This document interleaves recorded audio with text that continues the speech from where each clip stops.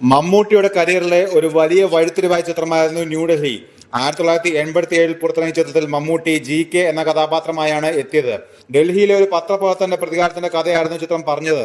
മലയാള cinema ചരിത്രത്തിലെ ഏറ്റവും വലിയ ഹിറ്റുകളിൽ ഒന്നായിരുന്നു ഇത്. ന്യൂഡൽഹിയുടെ ഹിന്ദിക്കായി അമിതാഭ് ബച്ചനെ സമീപിച്ചതിനെ കുറിച്ച് പറയുകയാണ് അസോസിയേറ്റ് ഡയറക്ടർ വാസുദേവൻ ഗോവിന്ദൻകുട്ടി. ഒരു ഓൺലൈൻ മാധ്യമത്തിൽ നൽകിയ അഭിമുഖത്തിൽ സംസാരിക്കുകയായിരുന്നു അദ്ദേഹം. ന്യൂഡൽഹി ഞങ്ങൾ ഹിന്ദിയിലേക്ക് റീമേക്ക് ചെയ്യാൻ തീരുമാനിച്ചു. അമിതാഭ് ബച്ചനെ നായകനാക്കാൻ തീരുമാനിച്ചു. അന്ന് അമിതാഭ് ബച്ചൻ പറഞ്ഞത്, നിങ്ങൾ മലയാളത്തിൽ സിനിമ ചെയ്തപ്പോൾ ഡൽഹിയിലാണ് ചെയ്തത്, അതാണ് ആ പടത്തിന്റെ സക്സസ്. അത് നിങ്ങൾ ഹിന്ദിയിലേക്ക് ചെയ്യുമ്പോൾ ലണ്ടനിലോ US-ലോ ചെയ്യണം.